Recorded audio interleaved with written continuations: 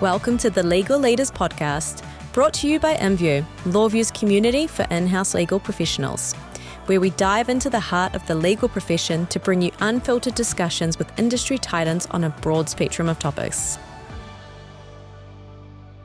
Welcome to the Legal Leaders Podcast. I'm your host today, Emma, and I'm joined by my co-host, David Lancelot, who is the CLO and EVP at LawVu. David has had an impressive career in-house, which we're going to talk a lot more about today. He's worked at the likes of eBay, Amazon, QVC, and we're going to get into that in a bit more detail. He's going to share with us his journey through the profession, how he's seen the role of the legal leader evolve, and where he really sees the profession heading in the future. So very excited to have you here in New Zealand as well. But why don't I hand over to you? I'd love for you to kind of maybe start us off with saying, like, what drew you to a career in law and then into in-house? Well, first of all, thanks for having me, Emma. And My it's cool. pleasure. It's cool to be here in this fantastic studio. And Yeah. as I was saying, it's funny to have the tables turned on me. Yep. And be the interviewee. Yep. As opposed to the interviewer. So yeah, thanks for having me. I started out. I mean, really, the start of my legal career was team debate. In high school, I was a team debater. I went to the national championships at Columbia University way back. I guess that was in the late 80s now. And I just always loved the format. I actually loved doing the research. Okay. Loved doing the research, loved having the newest information, and then just loved, the debate. Awesome. And that sort of kicked me off into hey, how can I get into a career that uses the talents? I did poli-sci, I did psychology, and then eventually I went to law school at everybody who knows me knows, the University of Florida. Went to the University of Florida Law School, and I'm a proud graduate of the Fighting Gators. Awesome. And so for you, did you then follow the kind of pathway of into private practice, then into in-house, or what did that look like for you? No, definitely not. I graduated from UF after having studied abroad for a year at University of Leiden in the Netherlands. I did the second year of law school in the Netherlands. Amazing. Finished up my third year and then moved to London as I'm a British citizen as well as an American citizen.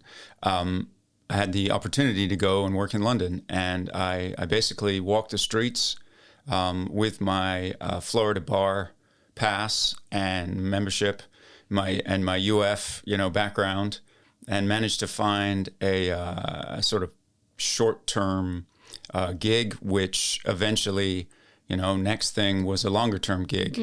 And basically what happened there was I went into a company called Magix, which was a fintech startup before those words existed, right, in 2000.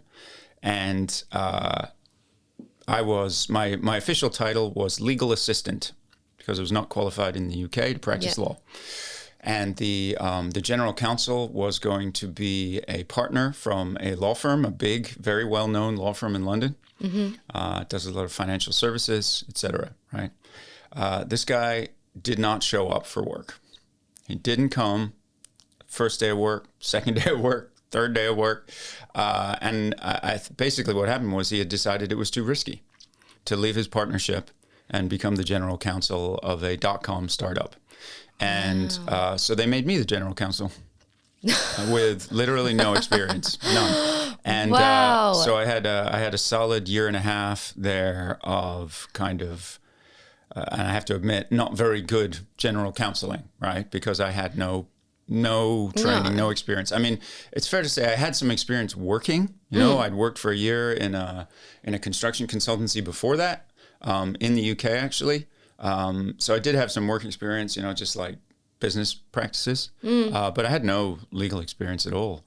And we managed to run out of money after about 18 months. The business sort of collapsed, and like many of our .com peers, we were back out on the streets relatively quickly. Although we learned a great deal about, e-commerce and tech and lawyering. Yeah. But it was a pretty quick experience. But I think a lot of people had that in those days.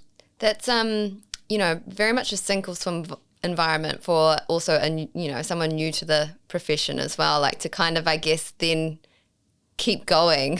A lot of people would be like, that was traumatizing, maybe not, right? That's actually really insightful, right? Because I can remember looking at flats in London in like 2001-ish and having an estate agent take me around and seeing on a table somebody's severance letter, right, in Shoreditch, saying, here's your severance, here's some money, and the estate agent telling me, oh yeah, they're going to Thailand like everyone else. And so at that point I was like, is this something I want to keep doing? Yeah. Right? And I very quickly, I don't think I even had to think about it. I was like, of course, I'm going to double down. And the way I doubled down was I did an LLM at the University of London in technology and communications law, which is, always a good way to get through a recession. But this was a particularly good way to get through a recession because I met some incredible people. It was a fantastic, very, very practical course. And I met a guy named Ian Walden who was making his way from one law firm to Baker & McKenzie. And he became, I think he was of counsel at that point at Baker. And just from our connection through the course, he was running the program. He got me into an interview at Baker, and I ended up spending a year in their IT and IP department, which at the time was sort of the top, technology firm, I guess you could call it, certainly in the UK and Europe, doing a ton of global work, really interesting stuff. Until they ran out of customers, right? Because all the dot-coms were going down. Yeah. So the tech department was laying off associates and sabbaticaling their partners. And it came sort of decision time for me, do I want to stick with basically tech law, or do I want to go something more corporate, let's say, like, basically corporate department?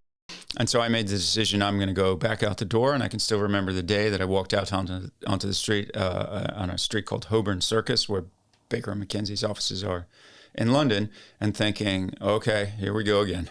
Yeah. And And so from there, you've obviously had some in-house roles since then. Is there a role that you kind of look back on as like your absolute best time, best memories, or biggest learnings? Sure. Yeah. Good question. So I came out of Baker, and I can't actually remember exactly how I got it, but I got a contract role at a company called QVC, which everybody knows in the States. Most people would know in the UK. It's the world's largest TV shopping channel. So this was a business that was doing what I call distance retailing, basically before e-commerce. Right. Okay. There was no Amazon in the UK in 2002 or 3 or whenever I started working there. And, they were selling things basically over the telephone, via live television. So like infomercials type, like... Live. Yeah. 6 live studios in central London. Cool. And yeah, that was a very transformative experience for me because they didn't have an in-house lawyer. Yeah. They brought me on to do some... basically enterprise contracting, buying hardware when you had to buy hardware, back when you had to buy servers and tape drives and backup things and put things in salt mines and all that stuff from the good old days. And from that, they said, why don't you come in and be our first in-house lawyer? Yeah. And then I had the job of sort of creating an in-house legal function. And, for me, I think... as part of the journey of the profession, the evolution of the profession, this was my first proper GC gig. And at that time, the role really was air traffic control for law firms. Okay. And so my job was, as best I knew it at the time, because I really didn't have any mentors or books to read or communities to be part of, because there really weren't any for in-house at that time, certainly in the UK. I would spot issues, call law firms, confirm, the law and kind of the response, and provide that back to the business. There was a lot of building relationships with the business and understanding the business and sort of molding the advice a bit to what the business was doing. But I really was very, very dependent on law firms. I think I had 9 law firms that I was dealing with on a regular basis because I didn't have the confidence I didn't have anyone to tell me, your job is actually more about the business than it is about the legal side of that role. We were very successful. I mean, we brought a guy named Danny Bugler in to be our advertising standards compliance officer from the ASA. He did an absolutely fantastic job. He was a better lawyer than me, even though he wasn't a lawyer yet. He was not a qualified solicitor, but I told him at the time, "You're a better lawyer than I am." And one of those many proud moments I have from alumni of my teams was him going on to become a lawyer. And then, years later, seeing him speak at the InView conference in London recently. Yeah. Right. And he did such a fantastic job there. Now he's at the trade desk. He's a very senior commercial lawyer. So super proud of that moment at QVC for sure. After that, we traveled for a while, my wife and I, worked on a political campaign, which was absolutely fantastic. Oh, wow. And then went back to Silicon Valley, basically. Did a relatively short gig at Amazon in the UK. I did about 9 months at Amazon. And then we moved back to the US, went to Silicon Valley, did part of an LLM at Santa Clara University, which was great. And then during that, got a call from Axiom to go to eBay. So, and then I started a 10-year run at eBay. When you think of eBay as well, obviously getting the opportunity to go there, at the time, did you have any idea what that would, like what kind of business was it at the time? How big was the legal team, and what did it look like when you left? Sure. Yeah, so eBay was made up of a number of divisions. When I joined, it included PayPal. Right? Okay, so yeah. It was, the PayPal business was very, very successful. The eBay business also very successful. It then had a couple of other businesses, which, some people may or may not know about. One was the eBay Classifieds business, which was a collection of classifieds platforms around the world that eBay had acquired and actually organically created some of them. Businesses like Gumtree in the UK, Gumtree in Australia, Kijiji in Canada, eBay Kleinanzeigen in Germany, DBA in Denmark. So, all of it. We had South American businesses. We had South African businesses. So about 17 countries at one point with 11 major businesses. They also had a company called StubHub, which is very well known in the States, a ticket reseller platform. Okay. They had a huge Korean business. So they had a collection of businesses. And I was an in-house lawyer for the eBay Classifieds business when I joined. They didn't really have any significant team dedicated to that business, certainly not outside of Amsterdam, where the headquarters of that business were, at probably their biggest platform at the time, which was called Marktplaats, Marketplace in Dutch, which is basically the leading tech business in the Netherlands, and still one of the biggest tech businesses in the Netherlands. So I came on with a sort of mandate to be the in-house lawyer for their emerging markets businesses and their Canadian business, which was a great place to learn the business, build relationships with the team, and deal with some of the, prickly issues you get when you're sort of trying to set up a Mexican business, but you want to do it offshore, or you want to onshore your South African business, or you want to sort of put some guidance in place for your very large and fast-growing Canadian business. Yeah. So it was super fun to get to do that. A lot of hard work, a lot of drafting and advising, and building relationships. And I think probably most significant moment in those first few years is the getting invited to the offsite. Yeah. Right. Okay. The leadership team of the particular business's offsite, and just knowing that you've gone from being the lawyer who sort of provides advice in a more reactive way to the lawyer who operates in a more strategic and proactive way. And I think, moving to that stance was part of the reason that I was asked to take on the leadership of the function and build the function for the entire business, which I did over the next, sort of 8-9 years. Wow. Including setting up a centralized commercial function based out of Salt Lake City and Dreilinden in Germany, where we had our German headquarters. And then, team grew over time, supporting all these different businesses.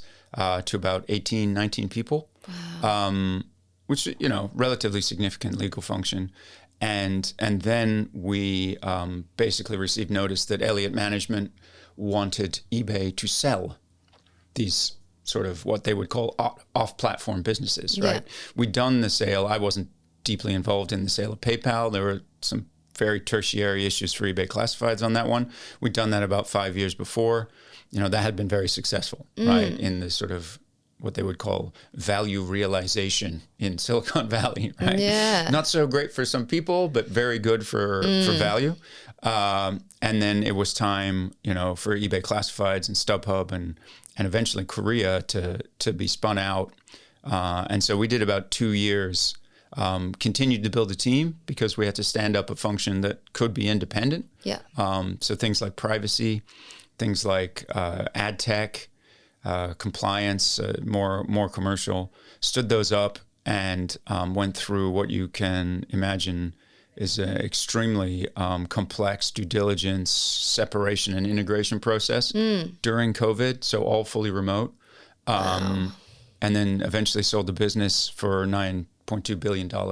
Wow. And, did some integration, and then I and much of the leadership team and eventually many of the people on my team moved on to do new things. Wow. So there's a lot of questions coming up in my head. I think the one that's standing out to me is when you kind of like from your first experience in-house to where you would have got to by the time that you were kind of leaving eBay, the profession changed so much. You would have been learning how to be an in-house counsel. So like how were you kind of upskilling yourself, having the time to kind of be like, well, how do I want this function to look when, like you say, there weren't the resources, the books, the community of people saying, this is what it can look like. This is what you should do. This is how you become, a business person with legal skills rather than the lawyer. Like, what was the point for you where you realized I need a switch and that's how I want it to look? For purposes of brevity, two things. Yeah. Two really standout things for me. One would be my manager when I was early days at eBay Classifieds in the legal function was a lady named Karen Schwab, who sort of ironically was in that course with me back in London, the LLM that I did, but I didn't know her then. Right. Yeah. So I show up, I do an interview, and she's like, oh, yeah, you were the guy who talked all the time. Yeah. She was the one who got the really good grades. And guess what? I was the guy who talked all the time. So I end up reporting to Karen. And one of the things Karen did, which, I'll always be grateful for, and it was really a very sophisticated move, was she asked us to participate in what we called a thought leadership exercise. Okay. And this is sort of 2010, 2011. Right. We did an exercise to figure out what we thought being a modern, effective in-house counsel and in-house legal function should be. Right. And we actually worked with an external consultant. I spent 3 weekends in Amsterdam drafting a white paper because I happened to be there, for work. And I was just sort of stuck in this hotel in Amsterdam. So I spent a good amount of time researching, writing, and came up with this, what we called, modern effective in-house lawyering framework, which I and Karen's entire team was then able to implement across that part of the eBay legal function, which, she had a very significant team at that time. And of course, even more significant one now. But yeah, so that was the first thing. I used that as an educational and management framework for myself and for my team. And then another sort of serendipitous moment for me was sometime around that time, maybe a year or two later. I was speaking to a headhunter in London. This guy was trying to get, leads from me, right? Looking for a great candidate for this kind of role and this kind of role. I'm like, oh yeah, I know Danny. He's amazing. You should totally hire him, that kind of stuff. And at the end, for some reason, I said, what's in it for me, right? What are you going to give me? I just gave you tons of value. What are you going to give me? And he said, have you ever read a book called Building an Outstanding Legal Team by Bjarne Tellman? And I was like, I have never heard of that. And it was the first time, and probably one of the best times, that I picked something up that was literally a highly sophisticated, well thought out, extremely well written framework for being a great in-house legal leader. And from then on, that was one of the sort of hooks that I hang my hat on for. This is what great is, right? It's all about being a business person with legal skills, being proactive, leadership, management, operations, technology. And Bjarne himself is just a great guy and became a great mentor and friend to me. And we've, of course, had him on this podcast, right? He's been a guest speaker in my class, et cetera, right? I use this book in my class at University of Florida, which we haven't really talked about. But so those two things, the thought leadership exercise and Bjarne's book together then became the framework which I, being who I am, would use with my team on our offsites, on our team calls, just to have something to say, there is a model for great for what we do, right? And it isn't reactive, siloed, arrogant, substantive lawyering, right? It's proactive. It's deeply embedded with the business. It's, management, operations, technology, et cetera. And it's not me telling you. I find that's really, really important sometimes is to be able to say, look, I've got a lot of big ideas, but it's not just me, right? It's somebody who's been the general counsel of these 3 giant public companies and is now the deputy general counsel of Aramco, right? Second largest company in the world. Wow. So I found those two to be very formative experiences. Yeah, that's really interesting. And I think it's so cool that you've kind of, throughout your career, you've built this community by people that inspire you, and then you've kind of now got people that are inspired by you, and you've kind of shaped your own community. With the, having that experience of the book and getting your team on board, and you're all working towards this common goal of we want our in-house team to look like that.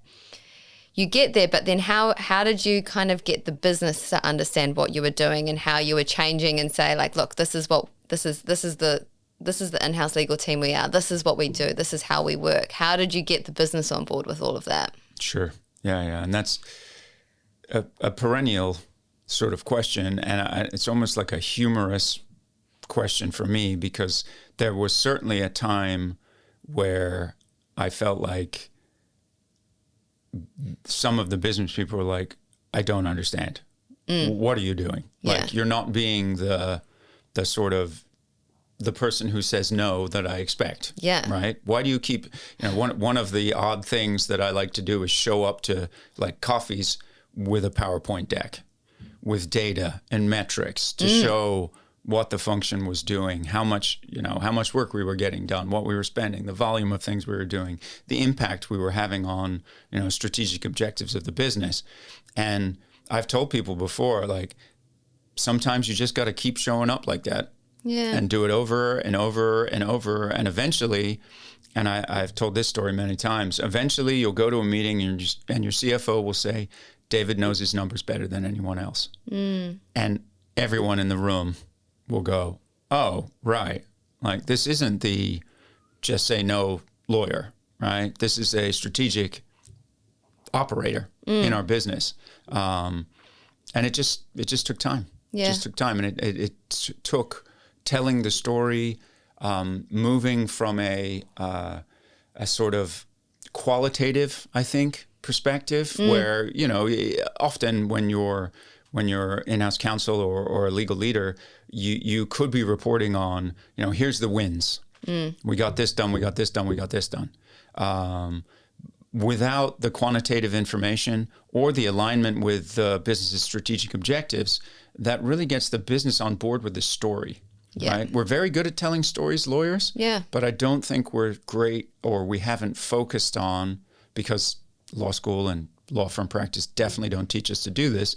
We haven't focused on business stories, things that actually matter to the business. Because a lot of what we, even when we do collect data, which is pretty unusual these days, in-house, the data that we collect isn't very interesting to the business. Great that you got X number of contracts done. Great that you saved however much money on external counsel. those are all great that you know how much the legal function costs. Yeah. And it's almost laughable to say, right? Like, oh, you know how much the legal function costs. Can you imagine the head of sales or the head of marketing being like, I have no idea how much marketing costs, right? No, of course not. That's just table stakes. So moving from that kind of table stakes metrics to something that is more aligned with what the business is actually excited about, which is how have we driven the strategic objectives of the business via the legal function. Yeah, that's and I mean, you make it sound so simple, but I'm sure, sometimes it's not that easy to communicate that and kind of get people on board. I actually remember you saying something, and maybe it was a LinkedIn post that you did a while ago, and you said part of your job while you were in-house was just to have coffees. Like, just that was part of your job. 100%. And that makes me think about the role of the legal leader. Like, how do you view that role? Like, what are the crucial elements of being a legal leader? Yeah. Well, and it's funny that you say that about having coffees. That was actually Karen Schwab that told me that at one point, because I was such a, as all I think lawyers are trained to be, a heads down, work ethic is, I often say the harder you work, the better you are. That's a real lawyer mindset, right? Yeah. Like, we go from law school where it's just all about bloody hard work, right? Like, absolutely. Really, really hard work, to private practice where it's literally the more you work, the better you are. To in-house where that actually isn't that important, right? Work ethic is super important, but it's not about working more. It's about being more impactful. And at one point, and part of being impactful, and a very important part of being impactful, the more senior you get, is relationships. Building rapport and trust and accountability, having the ability to give and receive feedback is totally based on trust. And really, in a business, a lot of that is just informal meetings, right? You don't necessarily need to have agendas. You may not show up with a PowerPoint deck full of quantitative information like I would. You may just be having coffees and networking. I mean, it's really a lot about networking, right? So I had to break out of that sort of just work really, really hard, get a lot of stuff done mindset, and into more of a build a network, build supporters, build strategic partners, build relationships and mentors even, right? Like the relationship I had with my CFO at eBay Classifieds, with a couple of different HR leaders, with my CEO, were really, really formative for me, because oftentimes, and I know this is the case for a lot of in-house lawyers, you don't have a great legal mentor because they may not be from the same mindset and may never be in that same mindset as the goal, right? This modern, effective in-house lawyer goal. So who do you look to? You often look to business people. Yeah. And I had some really, really great business mentors who would tell me things like, David, you've got to take off your legal hat. Yeah. You've got to talk to your business people almost out of two sides of your mouth. You've got to tell them, this is what we should do. This is what I think we should do. Let's do this. If I was a private practice lawyer who didn't have all the context from going to the offsites and spending all this time building relationships with the business and understanding, what the strategy is for the next quarter, et cetera. If I was that person, we'd probably have these 5 options. But what I think, knowing all that I do, is we should do this. Yeah. And I think all these things that you have done throughout your career in-house, and obviously to get the function to a way that you liked it and to be that kind of partner, is they all took time. None of them were like an instant fix of like, if you do this today, you're going to instantly have this sort of, and I think that's the hard thing, right, is in-house lawyers are already kind of feeling like they don't have enough time to do their jobs. And so then you say like, you've got to do these extra things. It's, well, how am I going to fit that into my day? What would you say to them there? Like, what would you say, like, what are the key things they should be focusing on when they are so short on time? Sure. So I think there's a significant mindset shift necessary to go from being on a reactive footing to a proactive footing. Yeah. To go from a qualitative siloed approach to a embedded quantitative proactive approach. The biggest change for me is in just creating the headspace to say, we need a mindset shift here, right? And whether it's bringing somebody in externally or an external consultant or coach or whatever you need, like Karen did at eBay, or if it's just getting a book or listening to a podcast. I've been recommending that now to teams that I talk to, because it's much easier to say, hey, listen to this podcast. It's 35 minutes with Bjarne Tellman on your way home from this, meeting that we just had, than, hey, here's a, 150-page book that you should read. Yeah. Way easier startup. So creating that mindset and then saying, my role as a legal leader is leadership. Right, just like all the other leaders on this leadership team.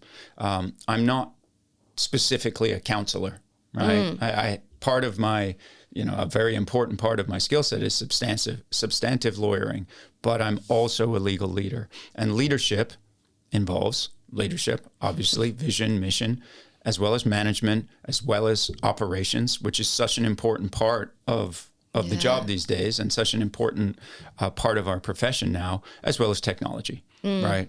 And, I teach, as I said, I teach this class at the University of Florida, and we go through all of these different things. I think a huge piece for me is saying we can actually define our jobs. Right. Lawyers have not been very good at defining their roles in-house previously. We came in and we tried to act like private practice lawyers. Yeah. Spot issues, deal with issues, and do that as fast as possible. Yeah. And over time, that just became overwhelming, right? Because we weren't able to control the workflow. We're not very good at saying, okay, my job is to deal with the really important stuff, right? Because I have limited resources. They're not going to give me 15 more lawyers. This isn't a law firm. I don't have 5 EAs. I don't have all of this support. I might get 5 people. I might get 10 people, whatever it is. And those people need to be as impactful as possible, not just work as hard as possible. One of the ways you do that is to say, our job is to focus on this stuff. We're going to implement some policies that say we're not going to look at this stuff anymore, right? That was one of the big things that we did at eBay, was to say, we're not going to deal with contracts that are of this value. We're not going to deal with marketing stuff that's of this value and has these particular characteristics. So those, I would call those risk matrices. So implementing those, that doesn't require an enormous amount of process or additional staff, but it can take a lot of work off the plate, at least in the beginning. And then you want to implement those in an automated fashion, right? So then it's about operations and technology. And obviously, one of the main reasons I came to LawVu was because I saw through my peer network how valuable this particular product was, after having seen a number of legacy products at eBay and at QVC and other places, right? And at Amazon, and seeing how much friction was caused by having multiple legacy point solutions. And then having peers of mine, people like Rosanna Biggs at Linktree and Zaid Gardner at Property Finder and Sarah Binder at Lime Scooters, all of them tell me, I'm implementing LawVu. It's this, really transformative platform, a workspace that can really allow you to run your function in the way you, David, actually talk about, right? As if it's a modern, effective in-house legal function that's very proactive, really understands the data, is able to report in real time on metrics to your business and run your function like a business unit, in the same way that sales uses Salesforce to do and HR uses Workday to do. Now legal has LawVu to run the legal function in that modern manner. I never knew that was how you came to be here, but I really like that story. That's super cool. I think you've seen, through your time in the profession as an in-house leader, from the start of your career to where it finished at eBay, and then now you're, going out there, you're lecturing, you're seeing the next generation of lawyers come through, you're speaking to in-house lawyers in the profession now. From that position, you have obviously so many conversations. Where do you see the future of the profession going? Like, where, if you were to predict what's going to happen, it feels like so much has changed, but we're kind of at a point now where it's really about to flip. So where do you see it going? Yeah. And I think, I speak about this a lot, about the accelerating transformation of the in-house legal profession. And I really do see it that way because, as I was saying, 20 years ago, it was very sort of, we are private practice lawyers in-house, we're air traffic controllers for law firms. 10 years ago, that really started changing. And I think probably throughout industry, maybe tech, but even broader, there was that sort of transformation that we went through at eBay, where it's like, what is this profession? What are we doing as a function? We don't have unlimited resources. How do we do our job in a way that focuses on what's strategic and uses the operations and the technology that everybody else is using, right? I think other professions have gone through that same transformation and are further along or out the other side. And the one I often talk about is finance, right? I don't think, at least in, the United States, New Zealand, Australia, the UK, and probably most of Western Europe, you would ever find somebody who said, oh, the CFO, she's a back office bean counter. Right? That is not that job anymore. The CFO is basically the CEO in waiting, is the co-strategist for the business. Yeah. And I think a lot of that has to do with a mindset shift, has to do with how the accounting firms changed, the consulting firms changed over time and became, as did the CFOs that came out of them, real strategic operators. They also had technology. They had operations and technology that allowed them to say, we don't need to do this work anymore. This work is too low value, or we'll just automate it and we'll focus on the strategic stuff. Yeah. And I feel like the legal profession is going through that. I've been seeing it over the past, 10 years, 5 years, 2 years. It just keeps accelerating. And more I go into communities or legal team meetings and I hear, either we have a very good working culture, we feel very modern in that way, but our tech stack is a bit immature. Or we love the idea of being proactive, deeply embedded with the business, whether your business is a university or your business is a manufacturing business or a hospital or whatever. Really, really excited about being embedded with the business. How do we get further down that road? How do we become modern, effective in-house lawyers? How do we get operations? Yeah. What does that mean? Right? There's still some places where they don't have legal ops functions.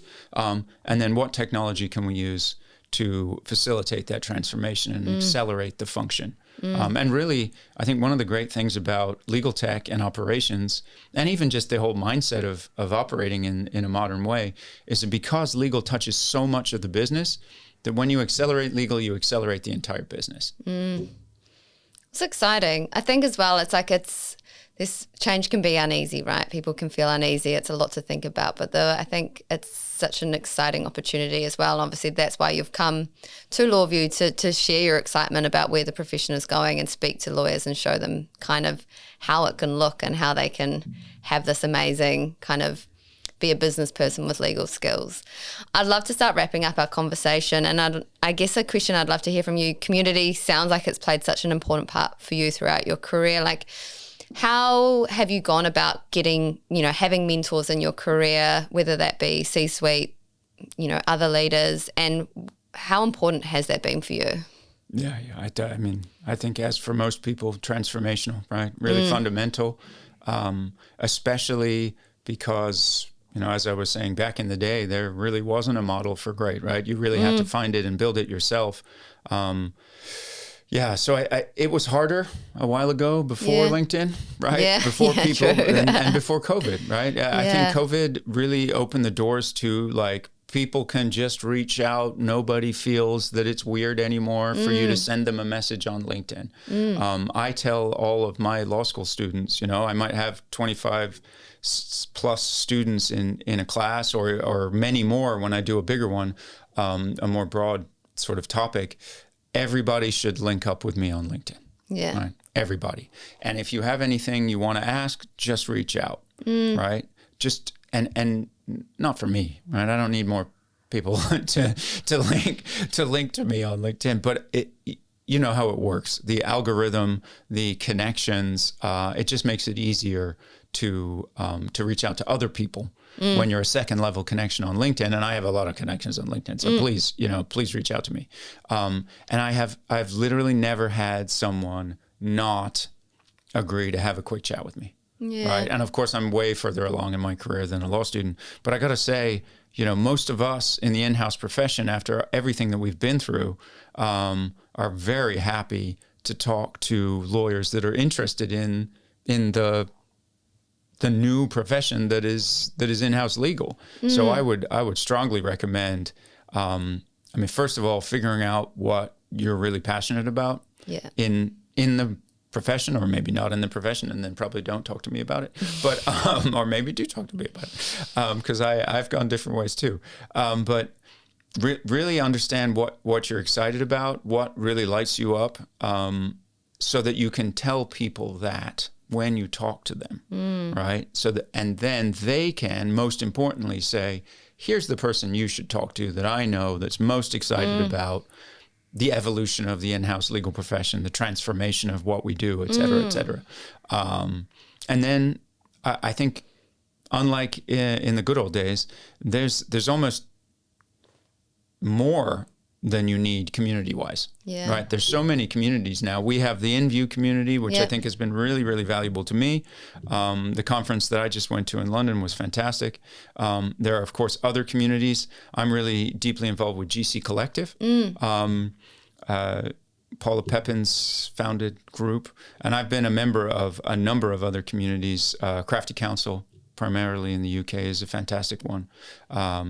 TechGC was one of the ones that I was really deeply involved with when I was, very much focused on the tech industry. So getting involved in those, building your network, and then keeping the connections going and the positive rapport going, such that when those people hear about something, they think of you. Yeah.